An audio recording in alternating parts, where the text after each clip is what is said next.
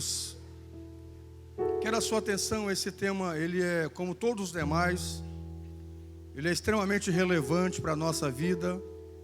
A questão de nós organizarmos a nossa vida financeira. Eu dizia na semana passada de que a bagunça financeira, a desordem na vida financeira é motivo de muitas pessoas se separarem.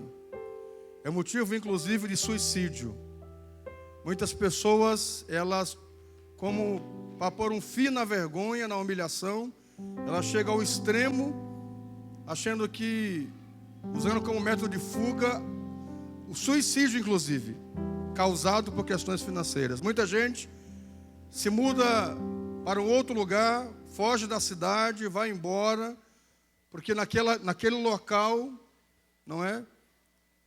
Teve uma bagunça na sua vida financeira, então vem sobre si a vergonha, e como último resultado, a pessoa então tem que mudar de região, de cidade, para poder tentar recomeçar a sua vida. Isso é uma mazela terrível na vida do ser humano. Então eu gostaria que você prestasse atenção, se acomodasse agora. Se você está com seu celular, coloque no silencioso, por favor. O pessoal da assistência pastoral, né? Vamos organizar crianças. Quero sua atenção. Eu separei aqui 17 itens. Vou tentar falar 14. Isso aqui dá um livro. Depois eu vou escrever um livro em cima dessa pregação, você vai comprar. Aí vai ficar melhor para nós gravar na mente. Amém?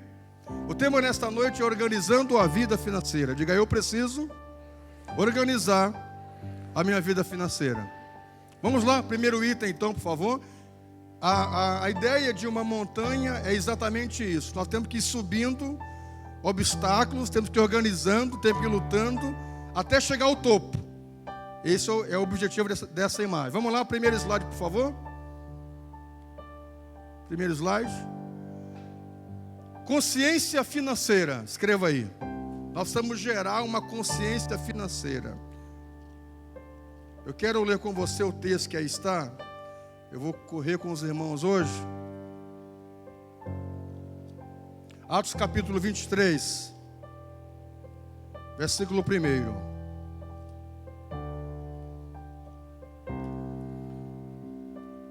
Atos 23, primeiro diz: Paulo olhou fixamente para o sinédrio e depois disse: irmãos, eu tenho cumprido o meu dever diante de Deus com toda a boa consciência até o dia de hoje. Digam amém? Olhe para mim você. O que o apóstolo Paulo está dizendo? Que a missão que ele tinha para cumprir, ele o fez. Ele tinha consciência, noção da missão que ele tinha recebido de Jesus. Bem no senso comum dos adágios, não é? Popular, dos dizeres do cotidiano, ele não entrou de gaiato no navio. O apóstolo Paulo, quando assumiu a missão que Jesus tinha para ele, entregou na sua mão, ele sabia exatamente o que ele esperava. Ele tinha consciência do que estava fazendo. E é isso que eu quero que você, primeiramente, para nós podermos chegar lá ao topo, nós precisamos gerar uma consciência financeira. Nós precisamos montar uma consciência financeira na nossa mente. Eu preciso saber o que estou fazendo, o que eu estou ouvindo. Aqui tem crianças de 5, 6 anos. Se eu chegar para uma criança e começar a falar sobre finanças, ele não vai entender. Porque ele não tem uma consciência financeira. Ele não tem uma idade para ter entendimento sobre o que eu estou falando. E tem gente que tem 50 anos e ainda não gerou, a grande maioria das pessoas ainda não geraram uma consciência financeira. Estão ainda como crianças do que diz respeito a essa verdade. Não sabe o que lidar, não entende sobre finanças.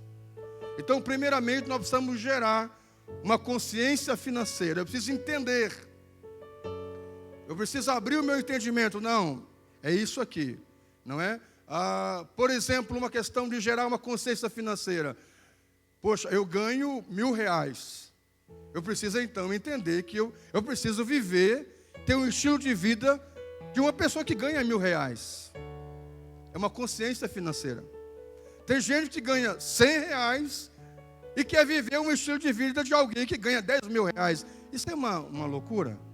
Essa pessoa não tem entendimento. Não, você já viu aquela pessoa, por exemplo, que ela chega num velório? Nós estamos, né?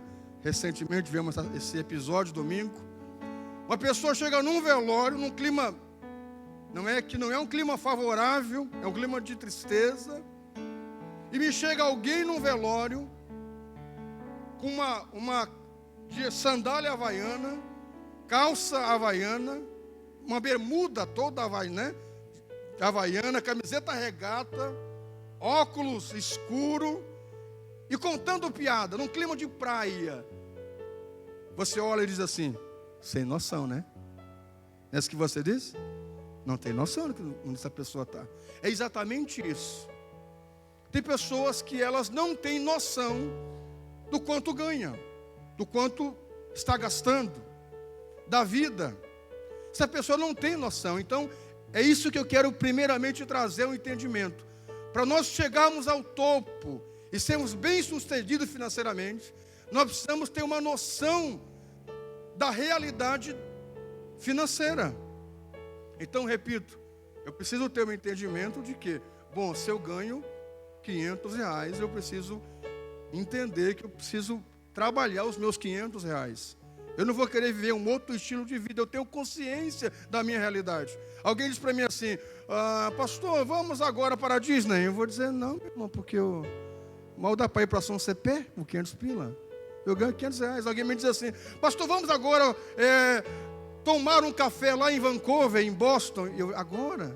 Como é que eu vou lá tomar um café agora? Eu tenho o meu helicóptero, mas eu não tenho nenhuma bicicleta, como é que eu vou tomar um café lá? Você me entendeu? Tem gente que quer viver um estilo de alguém que não é a sua realidade. Isso é muito ruim.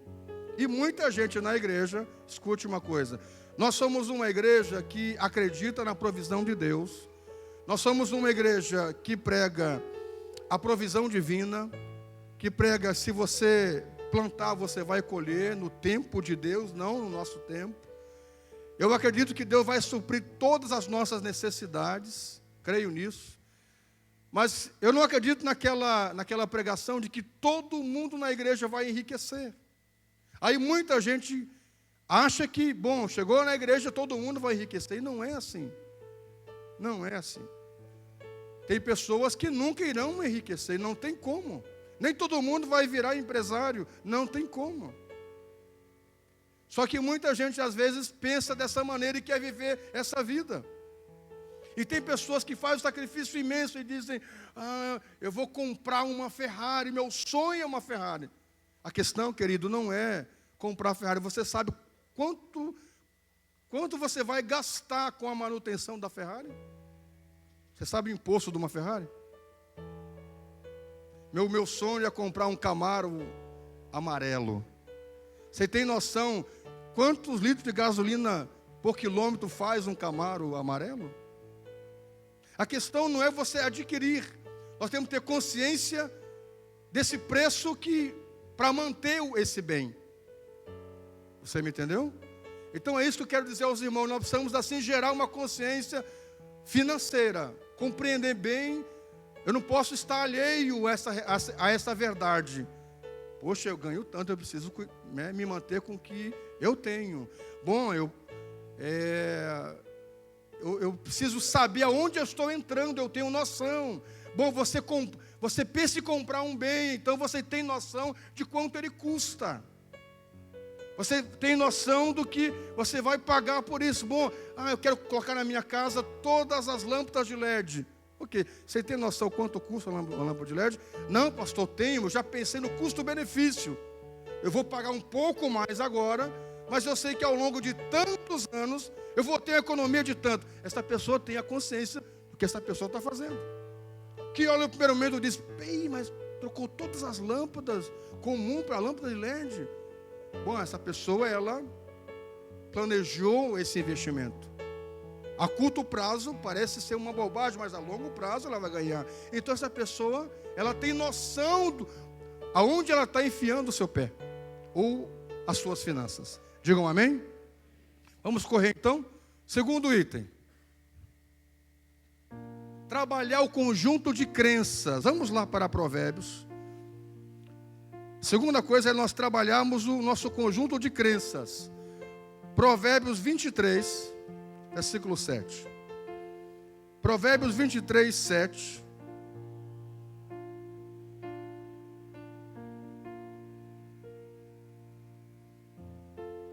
Provérbios 23, 7.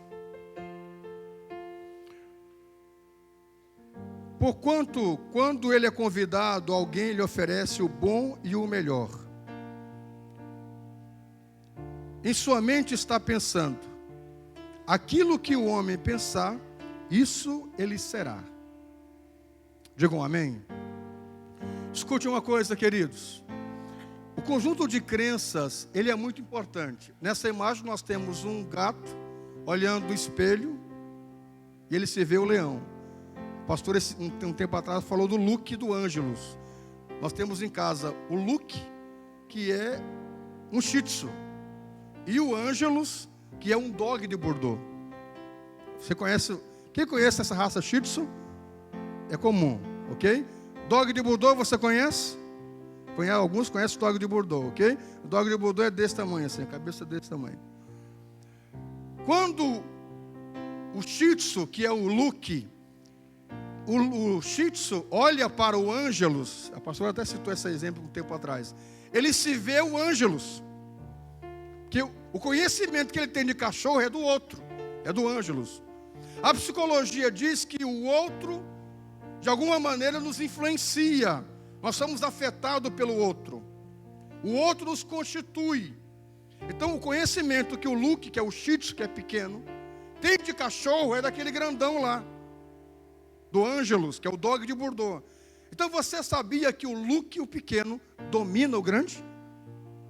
Lá em casa, entre os dois cachorros, o pequeno dá comando para o grande. Você precisa ver. Quando de ver lá está o Luke de pendurado nas bochechas do Ângelus, e ele se deita e obedece o pequeno. E o grande, quando olha o pequeno, não acredita que se vê no pequeno. Digam amém. Eu não estou dizendo aqui que, com isso, trazendo o ensinamento de que a nossa mente ela é poderosa e vai constituir quem nós somos. Não é isso que eu estou dizendo. Eu estou dizendo, queridos, que o que nós somos, a realidade do que nós somos, existe por causa do conjunto de crenças, daquilo que nós acreditamos. Por exemplo, eu acredito, é meu conjunto de crenças, eu acredito que o Internacional de Porto Alegre é o campeão de tudo. É o que eu acredito. É meu conjunto de crenças. Você pode dizer, isso não vai mudar o que eu acredito. Você entendeu? É o que eu acredito. O que você acredita é o que você é. E você e eu vamos reagir de acordo com o que nós acreditamos. Isso é uma coisa muito interessante. Uma outra coisa do conjunto de crenças que nós precisamos é trabalhar. Se nós acreditarmos, por exemplo, de que Deus não me ama, ninguém me ama, eu vou viver como uma pessoa que não sabe o que é amor. E muita gente vive assim. Se você se vê como uma pessoa feia, você já ouviu alguém dizer, não existem pessoas feias, existem pessoas mal arrumadas. Mas mesmo pessoas numa roupagem que se acham feias, mesmo bonitas e bem arrumadas, elas se sentem feias. Isso é uma verdade. É aquilo que você acredita. E mesmo que outro diga para você o contrário, você não vai mudar a sua ideia. Porque isso lhe constitui. Isso lhe estrutura. Então, se eu acredito que eu nunca irei organizar a minha vida financeira, porque isso vem lá desde o meu pai e a minha mãe, que sempre foram enrolados, atrapalhados, endividados, então assim eu serei. Então assim, eu vou trabalhar e vou me desenvolver porque eu sou assim, porque eu penso assim. E assim também vou agir. Por exemplo, a minha crença, eu creio em Deus. Por que eu sou um pastor? Porque eu decidi pelo ministério. Porque eu acredito num Deus. Eu acredito na criação de Adão e Eva.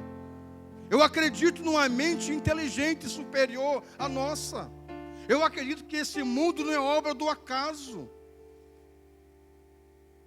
Esse é o meu conjunto de crenças. Eu creio em uma fé sobrenatural, no invisível. Eu creio em Deus. Assumi a missão de pregar o Evangelho. Meu pai disse para mim, é isso que você quer? Então se você quiser isso, eu não te abençoo. Meu pai, é isso que eu quero para a minha vida. Você não vai ganhar nada, não vai herdar nada. É isso que eu quero para a minha vida. Você entendeu? É a minha crença. Se alguém me diz, eu sou ateu, pastor, para mim não me interessa se você é ateu. Isso não vai mudar o meu foco, a minha visão e a minha missão. Porque é o que eu sou. E é o que eu penso, é o que eu acredito. É o que me constitui. Então, quais são as suas crenças no que diz respeito à vida financeira? O que é que você pensa sobre finanças? O que você acredita sobre a vida financeira? Como é que você pensa? Como é que você imagina? Como é que você se vê daqui a 10 anos no que diz respeito à vida financeira? Ah, pastor, me vejo no mesmo buraco de sempre. No mesmo nível de sempre. Esse ritmo, pastor, esse ritmo de paga uma, quita uma dívida e assume duas, porque é assim que eu sou, né, pastor? Eu não consigo me controlar. Vou falar aqui essa fala mais adiante. Bom, se você acredita nisso, meu irmão, você vai passar por 1000 cursos, 1000 orações e não vai mudar a sua vida, porque é o que você acredita. Nós precisamos então trabalhar as nossas crenças. Digam amém. Diga para o seu irmão, trabalhe as suas crenças. Vamos lá, vamos correr, próximo item.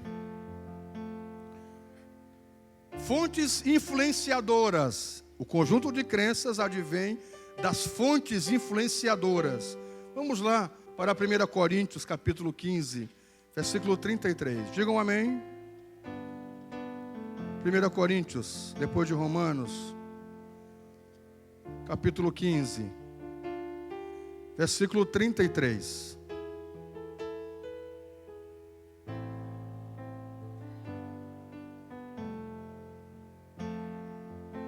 1 Coríntios 15, 33. Vamos lá? Deixa eu ver se eu acho aqui. Não se deixe enganar. As más companhias corrompem os bons costumes. Escute uma coisa. A minha base de crenças, ela vem disso aqui, ó. Fontes influenciadoras. Escute uma coisa. No que diz respeito à sua vida financeira, quem é que lhe influenciou para ser o que você é? Quais são os modelos que você e eu assimilamos para ser o que nós somos? Na minha vida, em grande parte, sou meu pai. Meu pai era um homem que tinha muitas terras, animais. Então o que ele fazia? Ele comprava boa parte deles, ia lá, aplicava, não é, em papéis, em fundos. Ele fazia bastante negócio assim. Para mim ele foi um modelo de influência na vida financeira. Nunca alguém foi na nossa porta cobrar o nosso pai. Nunca. Em hipótese alguma.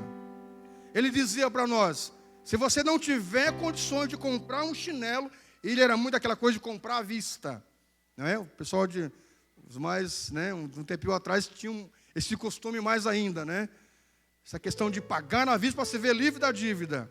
Então ele dizia, se você não puder ter um chinelo que seja seu, então pegue um prego, enfie lá e ande até você ter condições de comprar o seu, à vista. Porque você dever aos outros e usar algo que você está devendo não é seu. Eu não consigo viver assim, ele dizia para nós. Então o que ele fazia? Ele juntava, se organizava, ia lá, pagava a dívida e se via livre. Para mim ele é um modelo, uma influência na vida financeira. Isso é uma coisa muito interessante. Quem nos influenciou ao longo dos anos? Qual é o modelo que nós temos? Você quer um exemplo disso? Você vai numa casa, o pastor Arnoldo vai convidar, deixa eu ver aqui, a Graça e o Gerson para jantar na casa dele. Tudo bem? Perfeito? Ok.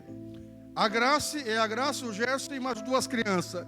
Pastor Arnoldo e a Rose e mais 2 cachorros. Ok. São 4 adultos e 2 crianças. Pastora Rose vai lá e ela vai lá fazer uma galinha escabelada, que é uma das especialidades dela, estrogonofe também. Galinha escabelada, vai lá. Quando o Gerson e a Gracela chegam lá, meu Deus, tem uma panela desse tamanho assim. Parece que vai comer 20 pessoas. De quem ela assimilou isso? Tem 2 razões. Uma delas pode ser da influência da onde ela veio. Pode ser, por exemplo, alguém que passou muita necessidade e agora quer compensar isso. Você me entendeu? Tendo em abundância. Muita gente faz isso. Quer compensar um passado que teve ruim, uma influência ruim. E só comia polenta com leite, só migal, né? Ai, meu Deus do céu. Então agora o que essa pessoa faz? Como ela teve essa vida outrora, ela tenta compensar. Ou então o contrário. O pai, a mãe sempre foram assim. No caso da Rose, da pastora Rose, do pastor Arnoldo, a dona Ima, eu nunca tinha visto nada igual. Eles são muito engraçados para comida. É batata, é arroz, é mandioca, é não sei o que, é 2 tipos de... É arroz com galinha, mais o churrasco. Meu Deus do céu, é muita comida. Não é? Ela tem isso. Então essa pessoa pode receber essa influência dessa pessoa que ela conviveu por muitos anos. Aí você tem uma mesma pessoa que... Não é? Você lhe convidou para você comer. Em vez de ela fazer 20 bifes, essa pessoa faz 2 bifes, um pouco mais graúdo, e corta em 8 pedaços. Coisa triste, né? Que é para não faltar para o outro dia. Por quê? Porque quem sabe ela conviveu com alguém que era assim. A influência. Não, minha mãe era muito de economia, tem que economizar. O espírito do Nonô Correia. Lembra do Nonô Correia? Tem gente influenciada assim.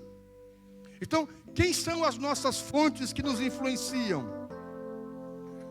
Você olha, por exemplo, esse Papa que teve aqui, que é o Papa atual, que é argentino, o Papa Francisco. Qual é a fonte influenciadora dele? É a ordem franciscana. É tão tal que ele colocou o nome dele de Francisco. Mas aí você vê uma coisa interessante.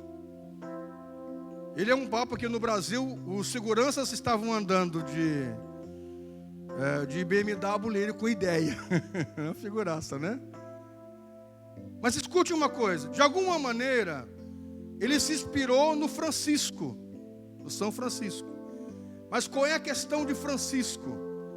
A ordem franciscana, ela vem do pensamento de fazer o voto de pobreza, de desapego. Mas qual foi a experiência de Francisco? Francisco tinha uma família bastante rica, e o pai, muito rico, cuidava da riqueza e não dava tempo para o filho. Então ele pensou, a riqueza é um atrapalho. A questão não era a riqueza, era o pai que ele tinha, que não sabia administrar o seu tempo. Porque tem muita gente rica que sabe administrar o tempo. Então o que ele fez? Ele pegou e disse, não, sabe de uma coisa? A riqueza é uma mazela. Olha, meu pai, tem tudo, mas eu não tenho ele. Mas a questão não era a riqueza, era o pai que não sabia lidar. Só que quando você olha a ordem franciscana? No mundo. É uma das ordens, ou a primeira, mais rica no mundo. Você pode ver pelas instituições na cidade de Santa Maria. Quais são as instituições, com todo respeito, mais ricas da cidade? Boa parte, ou a segunda ou terceira, de ordem franciscana. Olha a Unifra aí, a potência que é. De ordem franciscana. Então escute uma coisa. Quem é que tem nos influenciado? Da onde você está bebendo? De alguém que teve uma experiência desagradável com finanças e agora começa a pregar sobre isso. E aí você, não, essa é verdade, riqueza é um dilema, prosperidade é ruim, olha aí essa pessoa. De onde você está bebendo? Quem está lhe influenciando? Quais são os autores, pregadores? Aqueles que levam uma vida equilibrada ou aquelas pessoas que levam uma vida extravagante? Quem lhe influencia? Nós temos que pensar isso. Mesmo uma pessoa boa, de alguma maneira, se começar a conviver muito com a pessoa má, ela vai se corrompendo. Paulo disse isso aqui. As más companhias influenciam. Então, quem é que está lhe influenciando, ou quem lhe influenciou, no que diz respeito à vida financeira? Alguém que tem uma vida toda bagunçada financeiramente? Aí olha e diz, não, isso aqui não tem jeito, fulano. Olha para mim, porque eu não consigo nunca, eu estou sempre no vermelho. Aí você começa a acreditar nisso. Aí vem lá atrás o conjunto de crenças. E se em mim e em você isso não está bem formado, nós começamos a ser influenciados.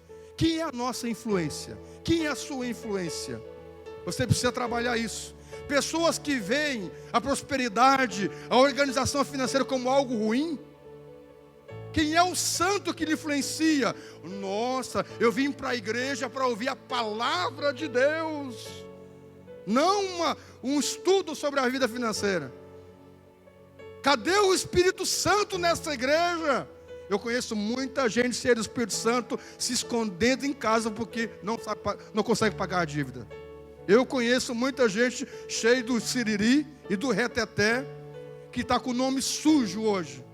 Muita gente. Vamos orar? Conheço muita gente, pessoal. Muito crente sem vergonha. Que se esconde por aí. Que lá a gaveta está cheia de carnê. Da quero-quero, da Total e tudo mais. Sabe por quê? Não. Vim para a igreja para ouvir sobre isso. É influenciado negativamente e vive uma vida toda bagunçada. E isso é muito sério, gente. Digam amém. Se alguém vive assim hoje, você vai romper e alcançar a libertação em Deus. Porque nós vamos nos libertar de todo opressor financeiro, em nome do Senhor Jesus Cristo.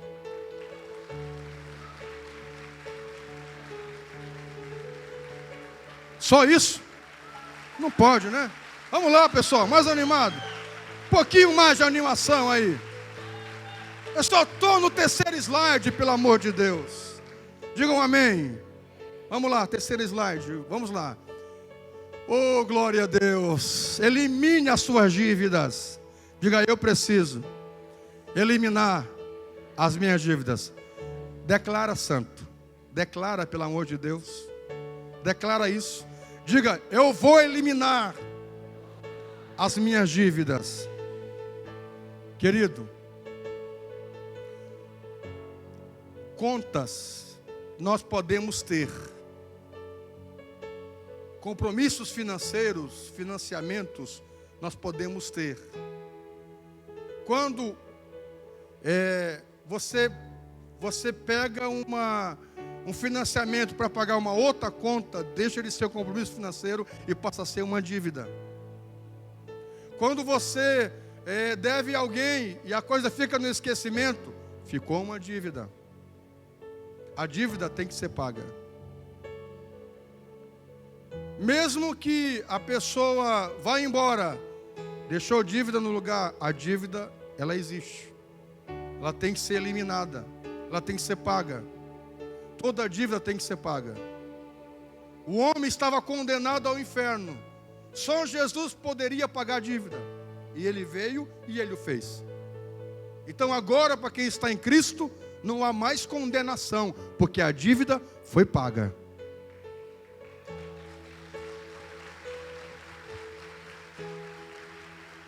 Querido, se você aceitou Jesus, se batizou, vai se batizar, agora você é uma nova pessoa, e eu outrora, nós dávamos calote, fazíamos aquilo, ok. Agora eu tenho uma nova vida, mas ficou no passado a dívida, tem que voltar lá e acertar a dívida, eliminar a dívida, pagar a dívida. Isso é muito importante. Você sabe quais são as dívidas que você tem? Você já colocou num papel as dívidas que você tem que eliminar? Se nós não eliminarmos as nossas dívidas, nós não poderemos adquirir outros bens. Elimine as dívidas primeiro. A primeira coisa que você tem que fazer para poder adquirir é eliminar o que você tem. Para poder adquirir coisas boas. Não, cuidado com essa coisa de fazer compromisso financeiro em cima de compromisso financeiro. Isso vai virar uma dívida. Elimine primeiro uma conta. Em casa nós fazemos assim. Vamos fazer uma viagem. Podemos parcelar em 12 vezes. Vamos lá então. Parcelamos ela, pagamos, depois nós vamos fazer uma outra. Você entendeu? Sabe de uma coisa? Cartão é muito fácil, cheque especial, não é? Capaz, vamos lá, esquema de férias. Aí, dívida sobre dívida. Tá aqui bacana essa TV aqui, ó. Essa TV precisa de um móvel bom, aí compra o móvel. Essa TV tá boa, esse móvel tá bom, mas precisa de um Blu-ray, vamos lá. Aí chega lá na loja para comprar um DVD.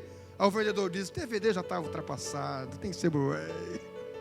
Aí você compra lá o troço. Aí você olha e diz, sabe de uma coisa? Está faltando uma outra coisa. O home theater.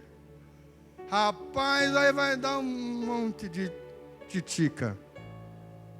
Você entendeu? Compre um, meu santo. Se as suas condições dá para fazer todo o kit, ok. Mas tem gente que se empolga com os compromissos financeiros. E vai fazendo um em cima do outro. Quando vê, está todo enrolado. Meu irmão, eu estou falando de algumas realidades, da maioria do brasileiro. Se a sua é chegar e dizer, monta o kit e manda deixar em casa. Glória a Deus pela sua vida. Você chegou no nível de poucos. Parabéns. Continue assim. Ok? Você não é para estar aqui hoje. Você precisa estar aqui hoje. Porque a minha Bíblia diz, aquele que está em pé, cuide para não cair. Porque quanto mais você e eu crescemos no nível financeiro, aí é que vão aumentando os nossos gostos. E aí que está o perigo. À medida que nós vamos melhorando financeiramente, os nossos gostos vão se afinando. E aí é um perigo. Você não se conforma mais com uma TV de 12 polegadas, você quer uma 85. Nem sei se existe essa polegada, acho que não tem, né? Não tem, não sei se tem. Lá na casa do pastor Arnoldo tem uma lá assim, imensa. Não é? Escute uma coisa. Você tem dívida, meu irmão? Pegue uma agenda lá, escreva lá. Aqui. Você tem planos para o futuro? Comece. Não é que você vai se privar de viajar, vai se privar do lazer. Mas comece a pensar assim, ó. Vamos lá, um passo após o outro.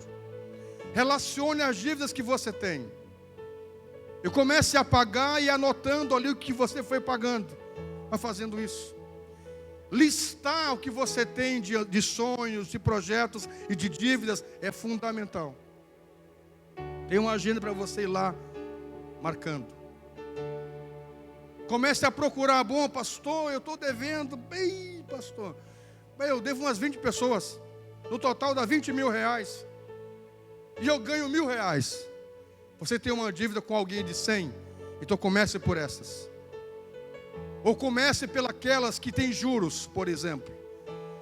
Você tem um amigo que te emprestou 5 mil, mas no banco você tem um compromisso lá de 2 mil. No banco ele vai lhe comer pela uma perna, como diz minha sogra. O amigo não cobra o juro, então vá no banco. Elimine a do banco. Sabe o que é isso? É consciência financeira. Você tem um amigo que lhe deve 1.000, 5.000. Os 5.000 é maior do que o banco. Mas o amigo lhe espera o quanto você precisar. Mas o banco, todos os dias, o jurinho aumenta mais.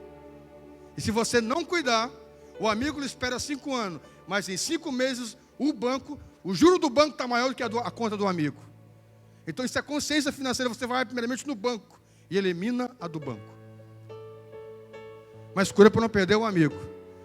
Eu já ouvi alguém dizer que a melhor coisa, então, no que diz respeito ao amigo, é você dar. Ou dizer, não dá, para não perder o amigo. A melhor coisa é ou você dá para o amigo o dinheiro e diz, estou te dando, é para ti. Nem precisa. Ou então você dá, empresta e esquece.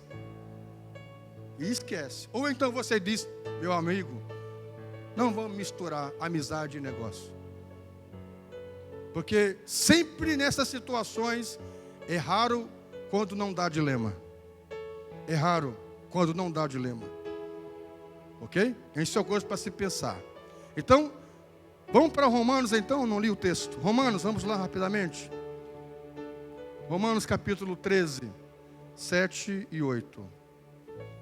Digam graças a Deus. Diga Jesus é bom. E é maravilhoso também. O que ele merece? Vamos lá.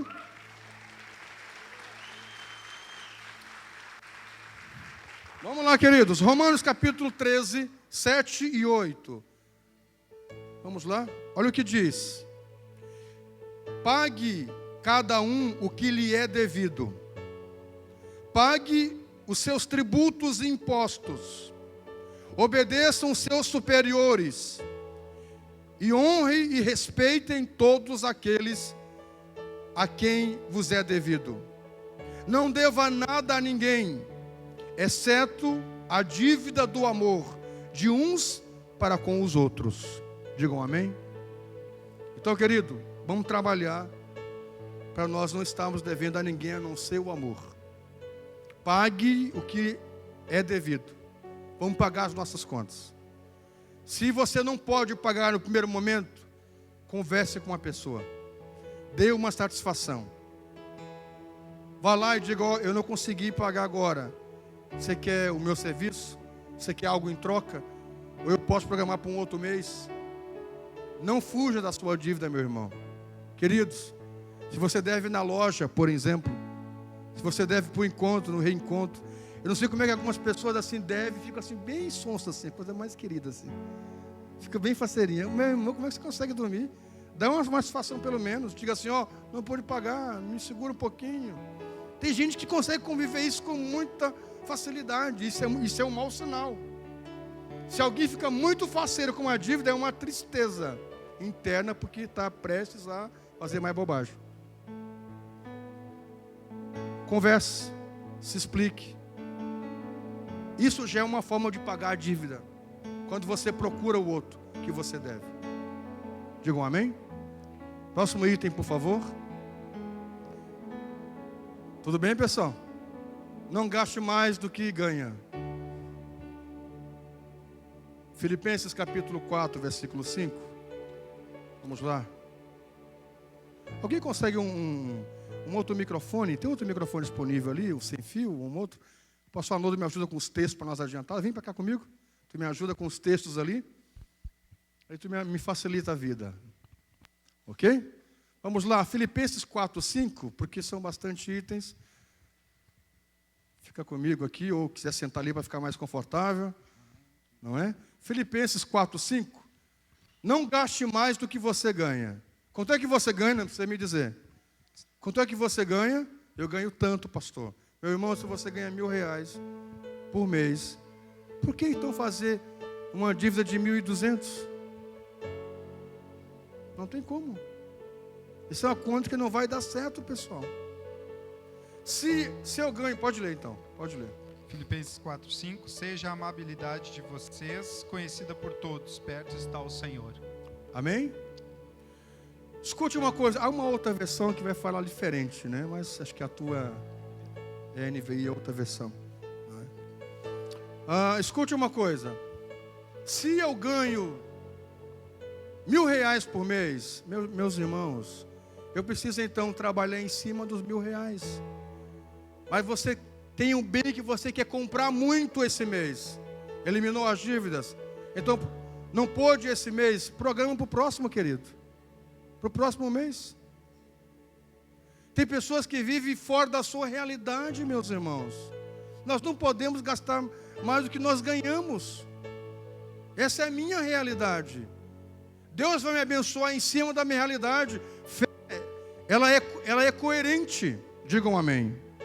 Bom, cada irmão lá tem o seu estilo de vida. Eu não cheguei naquele nível ainda, então, não é? Eu preciso me contentar com o que eu tenho. Então, meus irmãos, escute uma coisa. Você tem encontro para ir agora, mas tem outras coisas, então segura um e vai no outro. Digam amém, queridos? Nós não podemos gastar mais do que nós ganhamos. Próximo item, por favor. Estabeleça as metas. Filipenses capítulo 3, versículo 13 e 14. Estabeleça metas financeiras.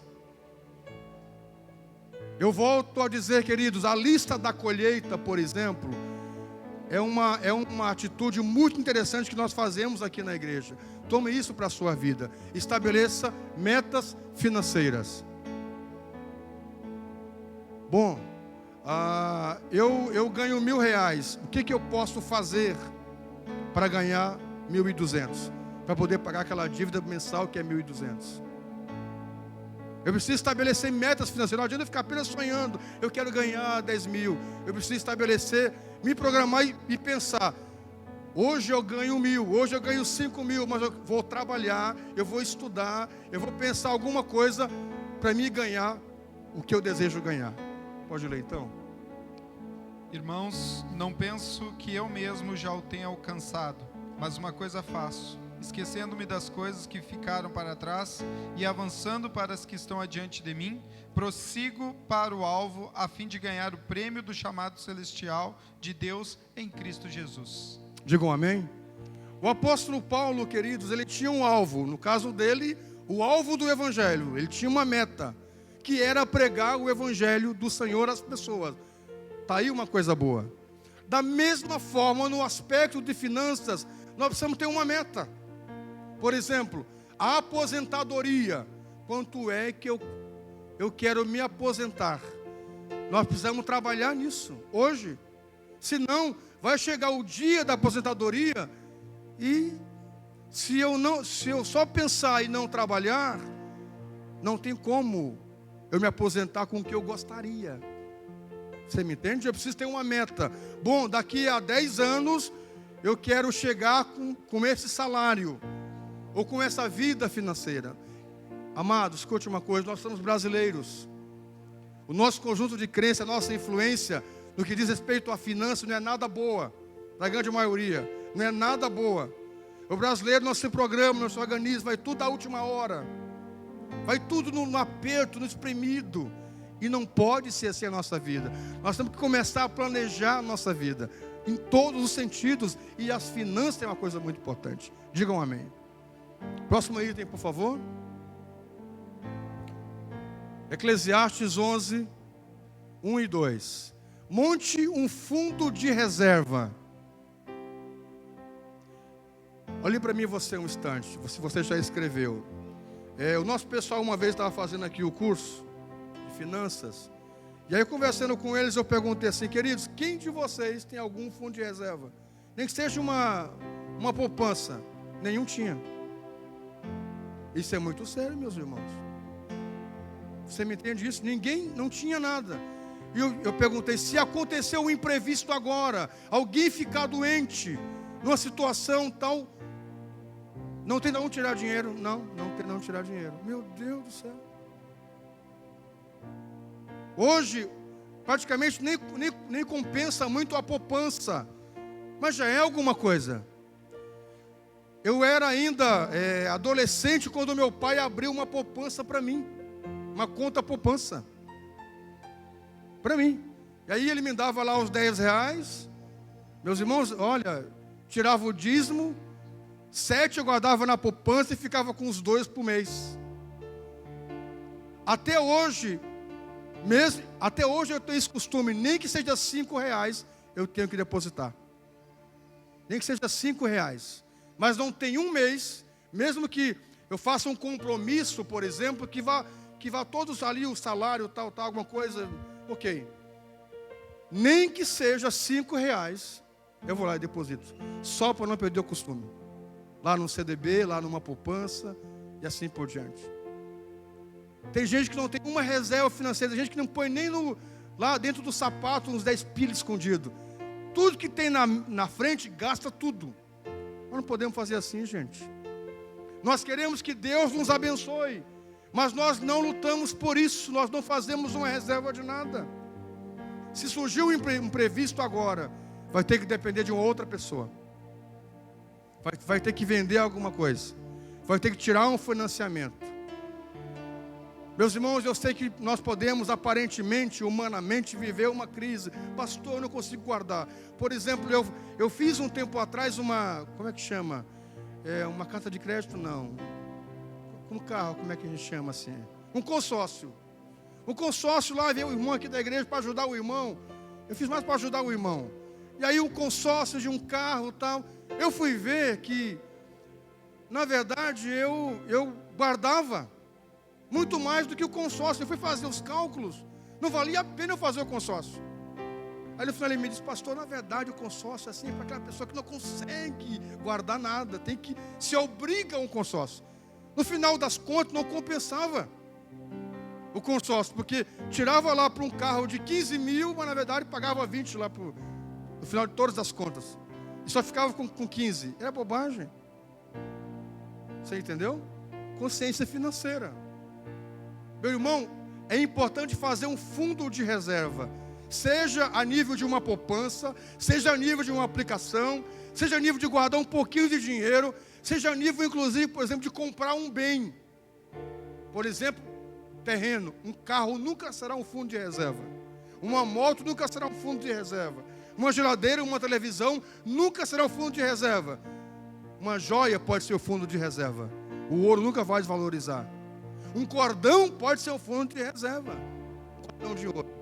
Um terreno pode ser o fundo de reserva. Agora, eu vou comprar uma bicicleta como fundo de reserva. Bobagem, meu santo. Se sai da loja, não vale mais do que você comprou. Eu vou comprar um carro como fundo de reserva. Bobagem, meu irmão. Está agregado o custo do carro. A manutenção do carro. O terreno, você vai lá, ele só vai vender. Só vai aumentar. O terreno pode ser o fundo de reserva, por exemplo. Uma poupança pode ser o fundo de reserva. Papéis pode ser o fundo de reserva. Um CDB pode ser o fundo de reserva. Você pode procurar orientação de pessoas que trabalham mais com investimentos, se você quer entender mais sobre isso. Mas há uma gama de fundo de reserva que você pode ter. Lê o texto? Não, ainda não? Vamos ler o texto então, pastor Arnoldo. Eclesiastes 11.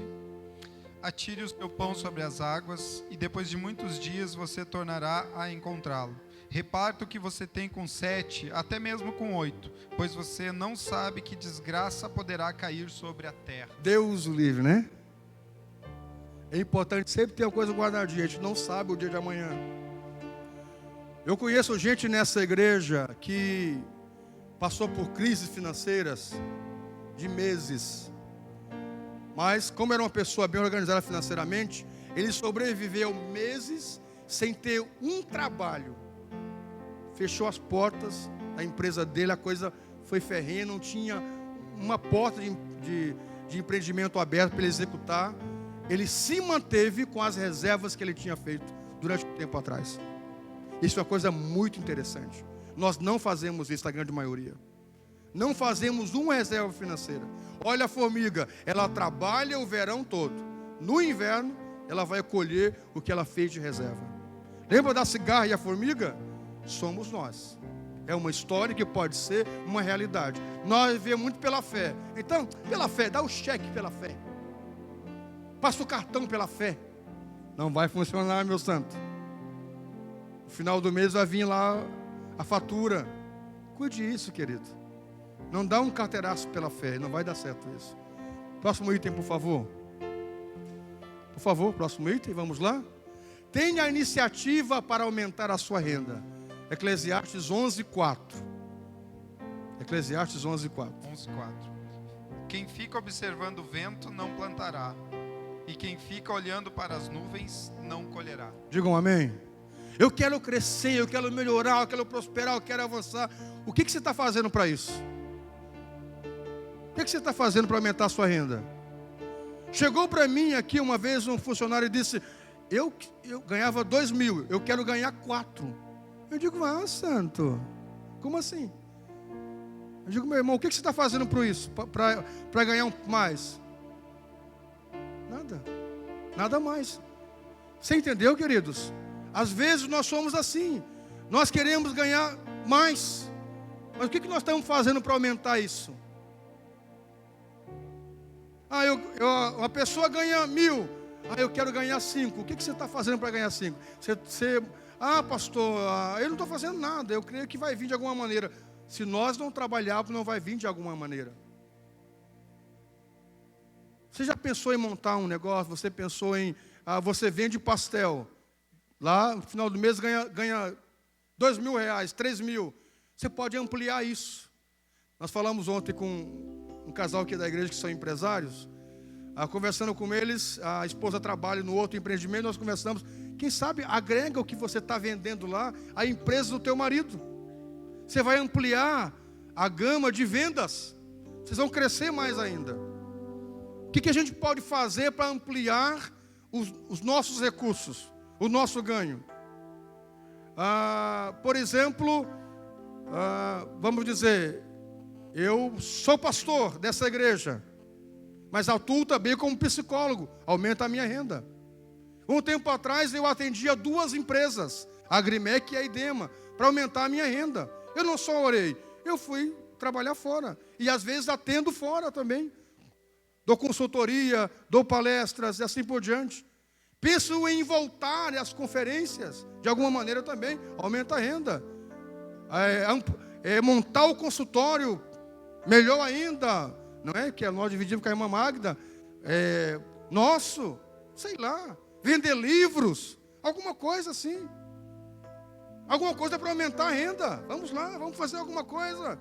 Nós queríamos aumentar a renda da igreja. Nós pegamos o lixo reciclado que os irmãos traziam para aumentar a renda da igreja. Nós queremos aumentar a renda da igreja. O que nós estamos fazendo aqui? Alugando o salão para a formatura. É uma iniciativa para aumentar a renda da igreja. Para quê? Para custear projeto, ajudar mais funcionários e assim por diante. É uma iniciativa que nós estamos tomando. Nós não estamos só orando aqui: Senhor, manda empresário, Senhor, enriquece o irmão, prospera o outro. Nós estamos fazendo muito mais do que isso.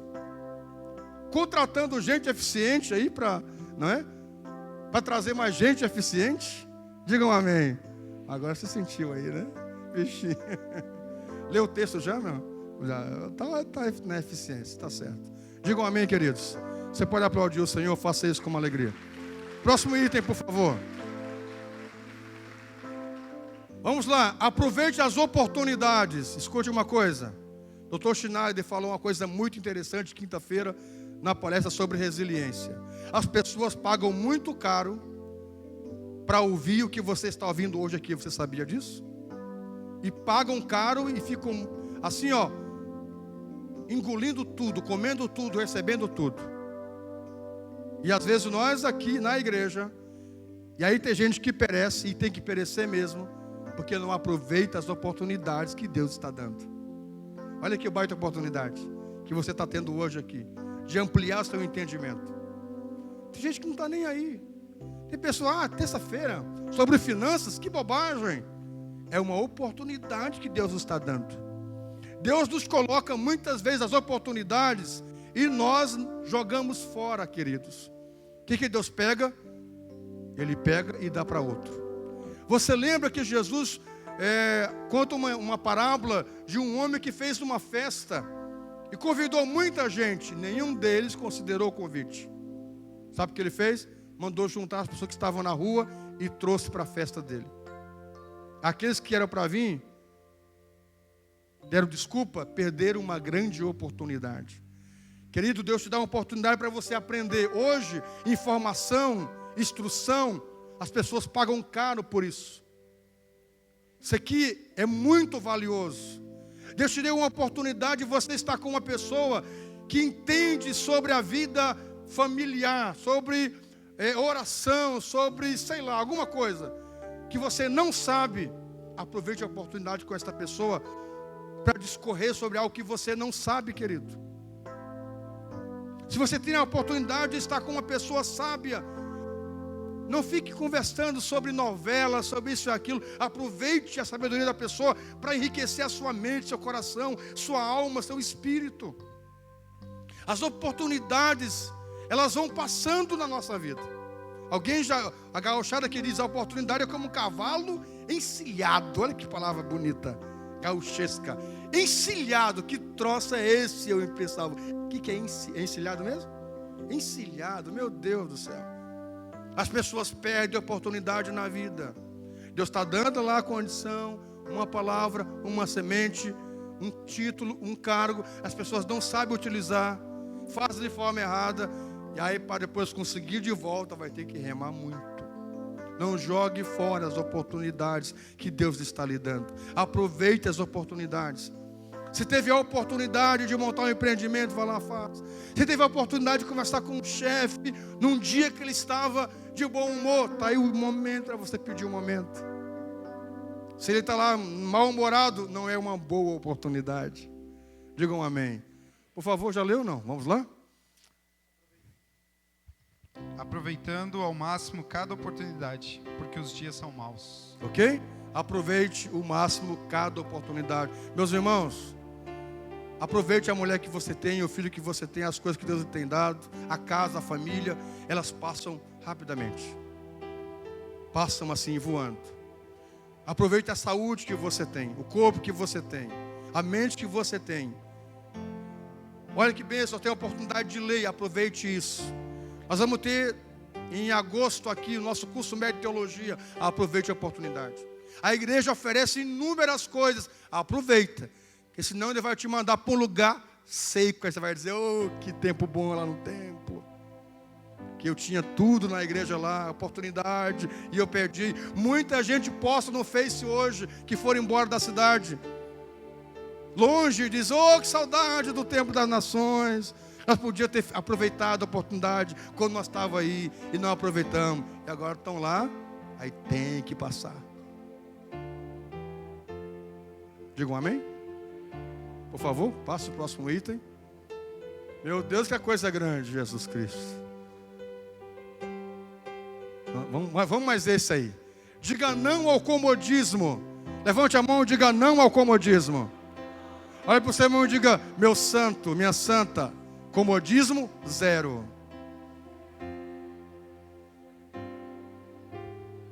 Pode ler, pastor Arnoldo Vargas.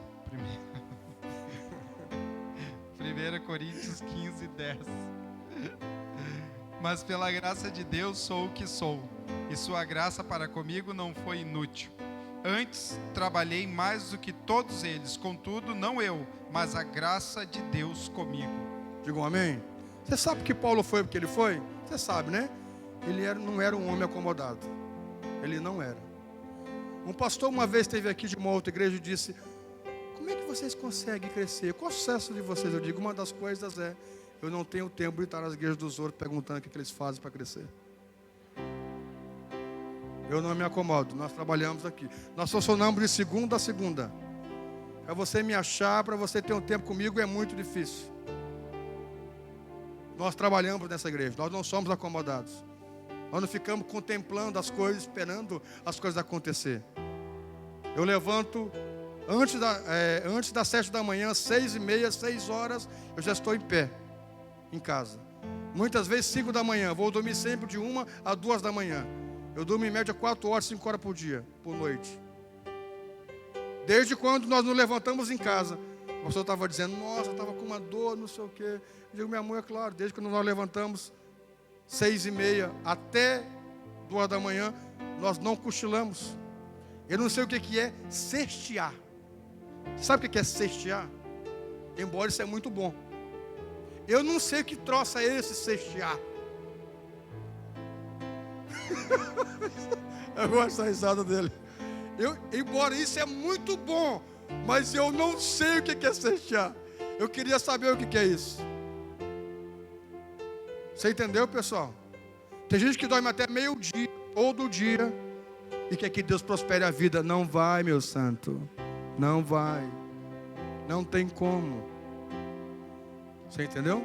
A pessoa me diz: pastor, eu estou aí há 6 meses sem emprego. O Mike Murdock diz isso, uma verdade. Ele diz: você vai conseguir emprego comigo em 15 dias. É só você sair para procurar emprego durante 15 dias. Você vai encontrar emprego. Claro que não vai encontrar emprego durante 6 meses. Fica 6 meses dormindo em casa até meio-dia, aí vê TV até 5 da tarde, aí toma um mate até sair da noite, aí vai para casa da sogra jantar, aí, meu irmão, não tem vida. É claro que não vai prosperar, não vai crescer. Querido, diga não ao comodismo. Não se acomode. Sabe, não se conforme. Pode ler, por favor, pastor Nodo. Vamos lá. Já leu? O que diz aí? Não lembrava aí. Repete, por favor. 15:10. Mas pela graça de Deus sou o que sou. Okay, e a sua graça para comigo não foi inútil, antes trabalhei mais do que eles. Yes. Contudo, não eu, mas a graça de Deus comigo. Ok, digam amém. Meu irmão, não se acomode. Se você puder estudar, para você melhorar, vai estudar.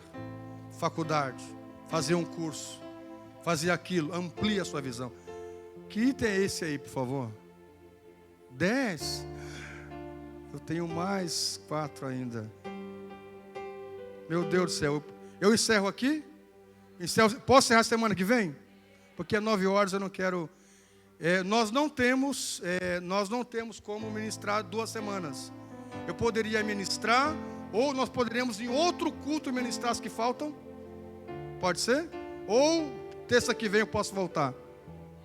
Vocês deixam? Não, eu não senti assim um clima assim. Não rolou um clima entre nós. Só se rolar um clima entre nós. Cristiano, posso voltar, Cristiano? Cris? Pode ser, pessoal? Semana que vem então eu volto. E volto para ficar. Se coloque em pé, por favor. Em nome de Jesus. Você só vai orar comigo e depois você vai sentar. De novo, para nós orarmos pelo corredor dos milagres. Vamos lá? Diga, amado Senhor, nesta noite, eu desejo, de verdade, mudar a minha vida financeira. Trabalhe na minha vida e eu farei a minha parte. Em nome do Senhor. Que assim seja.